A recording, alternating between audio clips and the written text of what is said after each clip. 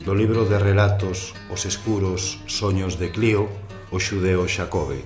Fala o padre Heitor Joaquín Arraiz no seu relatorio crítico sobre supersticións, Coimbra 1723, do viaxe que realizou a Galicia poucos anos antes da data de aparición do libro citado, para conocer en persoa a un xudeo pontevedrés chamado Xacobe, sobre o que escoitara, sempre de labios de xente aparentemente responsable e digna de creto, que nacera e vivira nos tempos de Cristo.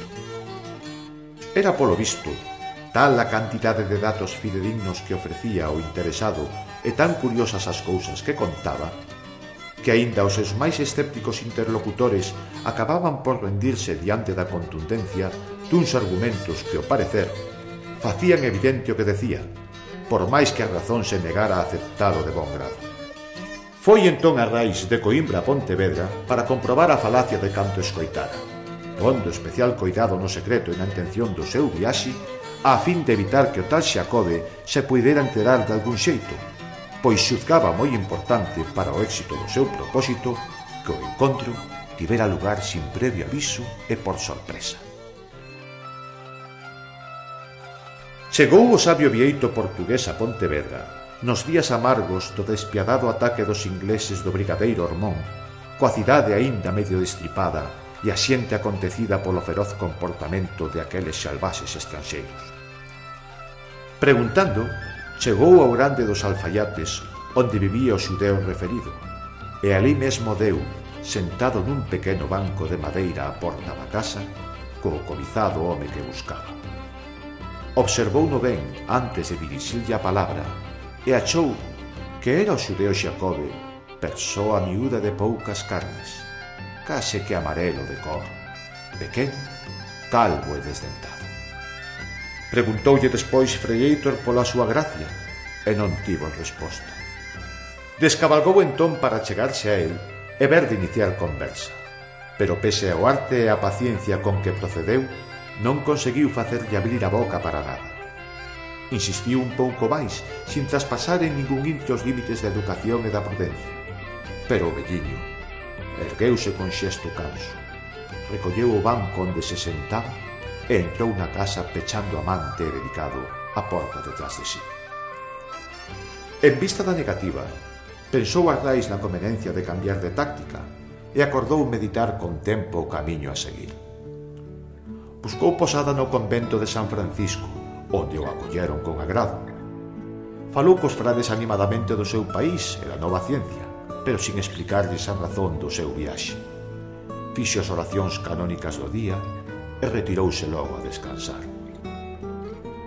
Antes de caer no sono, matinou sereo nos pasos que debía dar para conseguir entrevistarse con Xacobe e despois quedou dormido.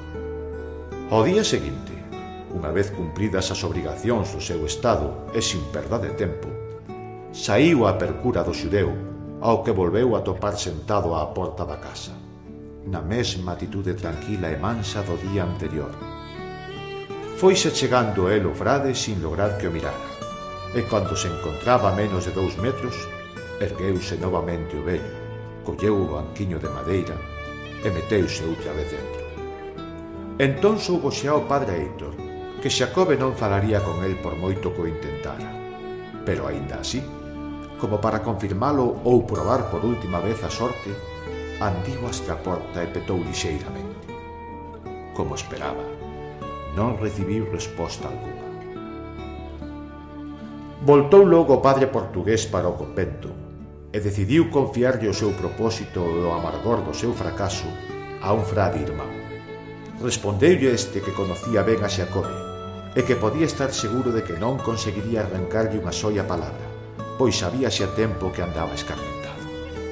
80 anos atrás, en Hamburgo, someterano a tortura por decir que el non era outro que Cartáfilo, agora bautizado Xacobe, aquel porteiro da casa de Pilatos que reempuxara a Cristo camiño da rúa para que saíra pronto ao seu suplicio e que quedara por esto condenado a agardar a volta del Señor hasta a fin do mundo. En Londres fora acantazado polo mesmo. En Roma solicitara ser recibido polo Papa dos cristianos e non gañara senón 2 fortes pancadas no pescozo por parte dun cura grande e lambón que lle chamou impostor e falsario. En París, queimárano en 1314, e anque non morreu, saíu todo chamoscadiño do percance e con tantos doores que por primeira vez na súa vida buscou logo a imposible morte tirándose ao río. En Pontevedra, tivo algúns problemas cos frades de Santo Domingo que o investigaron e lle quixeron facer confesar que era un tramposo e un mentirán. De resultas do cal, saíu medio coxo dunha perna. Desde entón, Xacobe enmudeceu para todo o mundo, incluso para os amigos máis achegados, aos que se dirixía somente por señas.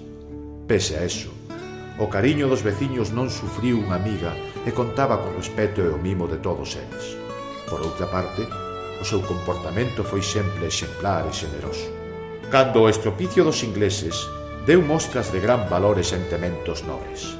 No incendio das casas, meteuse entre o lume para salvar cousas, animales e xente. E na ponte do Burgo, fixo frente el soio a un batallón inglés da Santa Alianza. Os soldados do cal fuxiron aterrorizados ao ver que despois de ser atravesado por máis de 100 espadas que lle entraron por todas as partes do corpo e despois de ser arcabuceado outras tantas veces, seguía vivo desafiando ao enemigo coa súa simple presencia. Escoitou Frei Héctor o relato do seu compañeiro con certo irónico escepticismo que este último, alma simple e sinxela, non chegou a advertir. Inquiriu a continuación o visitante se non podería contar coa súa apreciada mediación para conseguir unha entrevista con Xacobe, e respondeulle o frade galego que non, que prefería non exercer violencia moral sobre un home tan delicado e ao mesmo tempo tan firme como aquel. Pensou entón o portugués de que xeito tería que obrar para descubrir as falsedades de aquel refinado farsante, e despois de moito discurrir, xa cun proxecto concreto na cabeza, dirixiuse ao chou á percura do que buscaba. Costoulle dar cun desalmado que se prestara ao ruín experimento, pero atopou por fin a un vergallán sin escrúpulos e bastante animal, acertadamente alcumado bicho polos veciños, e puxo en marcha o seu revirado plan.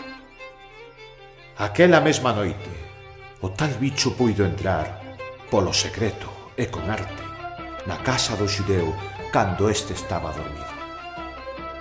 Achegouse ao zorro a súa cama, apalpou as escuras o breve corpo baixo a manta e cando soubo que o tiña a tiro seguro, empezou a subir e baixar o descomunal coitelo con furia hasta que lle meteu máis de 30 puñaladas.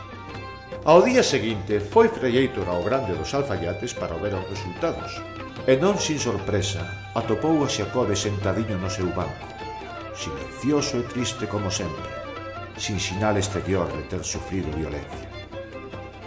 Cando o xudeo presentiu a non querida presencia do frade forasteiro, ergueuse e meteuse novamente dentro da casa. Sin emoción especial alguna, anque con certa curiosidade, voltou Frei Héctor ao convento. Fixo correr un par de recados e logo agardou tranquilamente. Aquela noite volveron a apuñalar a Xacobe, que ao día seguinte xa estaba outra vez sentado no banquiño.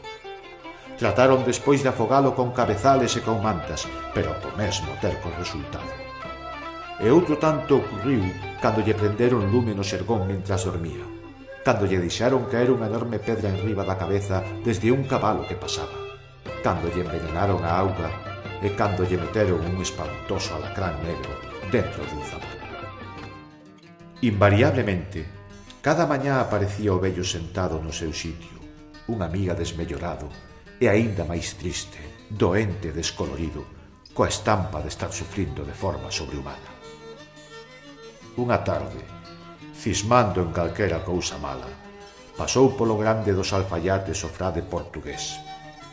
Observou con atención a Xacobe, que se ergueu naquel intre, colleu o banco con grande esforzo e encamiñou os pasos cara á porta. O día estaba claro, e notábase na rúa un gran rebuldicio, moitas voces e berros de ledicia, xogar de nenos e movementos de mercado. Ninguén viu, a non ser Frei Héctor, que dos ollos do velliño baixaban un par de vaguas redondas, correndo despaciosas e lentas polas enrugadas meixelas abaixo. Había xa 3 longas noites que Xacobe lle viña pedindo a Deus unha morte reparadora. Tan canso estaba xa de padecer e de sufrir. Apareceulle por fin Cristo crucificado para decirlle que comprendía a súa desesperación, somente justificable pola enormidade de aquel vello pecado cometido, pero que desgraciadamente para él e para os moitos que o querían, a morte non lle chegaría hasta o día do xuicio final. Aceptou Xacobe resignado a divina vontade, pero quixo mostrar os centos de cicatrices que ao longo dos séculos lle foron castigando cada pulgada da pel do seu corpo, facendo especial insistencia nas derradeiras. Apiadouse entón el Señor diante de tantos e longos sofrementos, e tremendo de indignación e de cólera, díxolle que aquela mesma noite iba a precipitar por fin os astros sobre a terra, e que deste xeito recibirían castigo todos os culpables, ao paso que remataba dunha vez para sempre aquel seu terrible padecer. Cando ao día seguinte, camiño xa de Portugal, pasou Freieitor Xoaquín Arraiz derrotado polo grande dos alfaiates, ignoraba aínda que se os seus duros ollos podían contemplar a fermosura transparente do aire da limpa mañá que se estrenaba, yo debía a paciencia e a bondade de aquel velliño pequeno e seco, que xusto naquel intre se estaba erguendo para entrar na casa, co seu banquiño na man.